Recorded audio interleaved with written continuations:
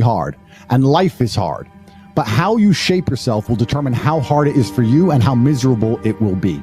As a man, there is no easy life. Your life is not about being easy. Your life is not about being happy. Your life is always going to be difficult. All of the pain you feel, all of the sadness you feel, you're supposed to feel as a man, and you have two effective binary choices. You either go through the suffering and go through the trauma and go through the hardship it takes to be a man of value, or you suffer eternity as a nobody. And being invisible, I would argue, is almost worse. You can have a very stress-free life if you work in Starbucks, you don't care about the Starbucks once you clock off, you go home, you play video games, and you exist until you die. That's stress-free, but you have to suffer being a nobody. Alternatively, you can go out there into the world, try and implement your mark on the world, work hard, try to get rich, more money, more problems. You can try and start a business, the stress of that. You can lose your girlfriend because all you're doing is working. This is a new level of stress, a new level of trauma, but at least you'll be a somebody at the end of it. There's two ways to suffer. You either suffer becoming a somebody, or you suffer as a perpetual and forever nobody. What did Napoleon say? He said, "Glory is fleeting, but obscurity is forever." Absolutely. Glory is fleeting, but obscurity is forever. And when he says fleeting, that's a really good point, because everything in life is rented, especially your glory as a man. When you have a good body, it is not a good body as complete. It's not finished. You haven't completed the task. You have rented that good physical condition. You must train every day to retain it. Everything is rented.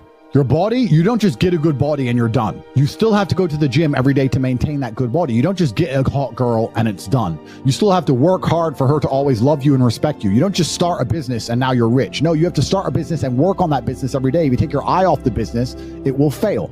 Everything in life is rented. So when he says glory is fleeting, he's also absolutely not correct, because glory is fleeting and you have to constantly and endlessly work for it and make sure that you never stop.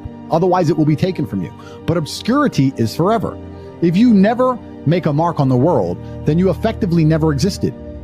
And when you're gone, nobody will care.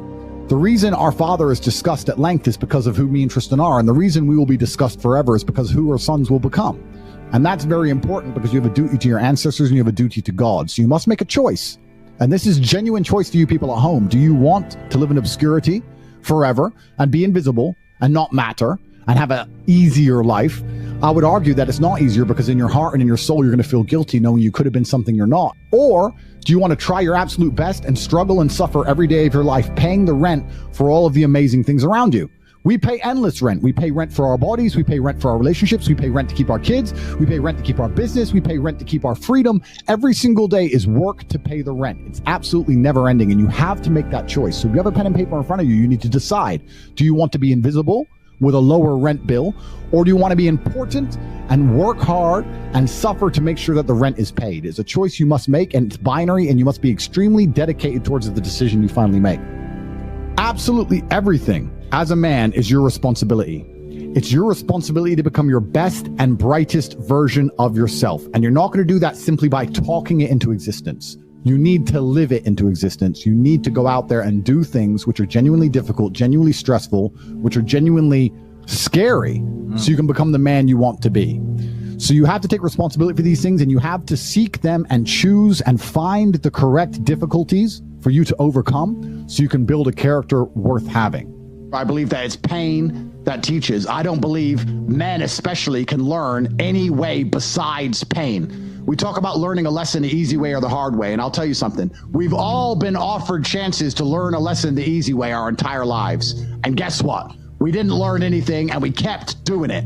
It's natural, intrinsic inside of men. You'll see a man drive a car too fast and almost crash 100 times, and he won't learn his lesson until he's crashed that car. We only learn things the hard way. It's only pain that can teach a man. Every single time something bad happens to me, that's how I see it. I see it as God teaching me to make me more wise, more formidable, a more capable opponent, and that's how you have to approach life.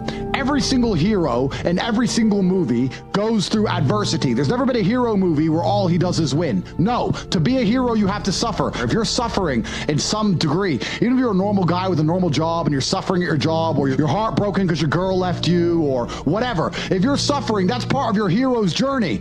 There is no hero's journey without suffering. If you have an easy life the whole way through, you never get to be a hero. That's the whole point of being a man, is that you're supposed to suffer. You're supposed to eat pain for breakfast. You're supposed to come and grow into a better version of yourself.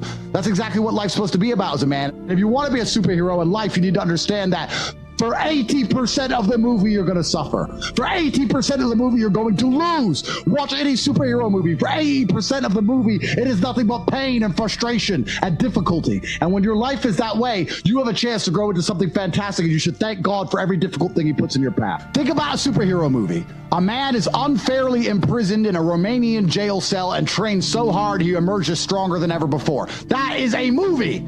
You get to live a movie as a man if all you had was some balls. We are living movie scripts. Why? Because we have bravery. Most men sit there and wonder why they're depressed because you don't get to live a movie. You're not the main character of anything. You're not even a secondary character in anyone else's movie. You're an unimportant nobody because you were afraid your entire life. You've lived like a coward your whole life. You were afraid of what might happen if you have some balls. And then you wonder why you're depressed. I'd be depressed if I was you. Of course, your life sucks. I'd rather go to jail as me than live free as you. Because when you're free, you can't even do anything. You can't go where you want. You're broke. You can't have sex. Girls don't want you. You can't speak because no one listens. So what are you free to do? You're more in jail than I ever was. My mind is free. I'm allowed to think what I want to think and say what I want to say. They have thoughts and they go, don't know if I should say that. They second guess themselves. They're their own worst enemy.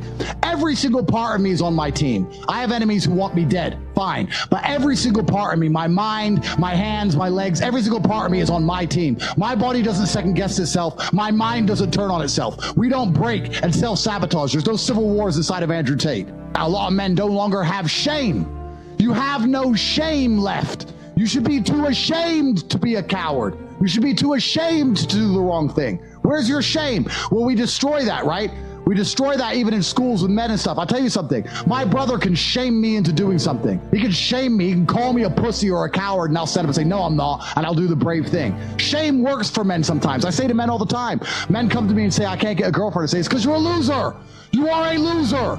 Change that fact. Come to me and prove to me you're not a loser. I will shame him, and he will react to it, and his life will improve. But now we have men with no shame. They'll walk around with no shame at all, and then we wonder why we have a whole bunch of cowards. Cowardice is always the easy choice, but you should feel too much shame to take it. That's the problem. It's the path of man. It's the path of victory, and it's the only path to truth. It's the only path to genuine happiness in your heart. There's one path.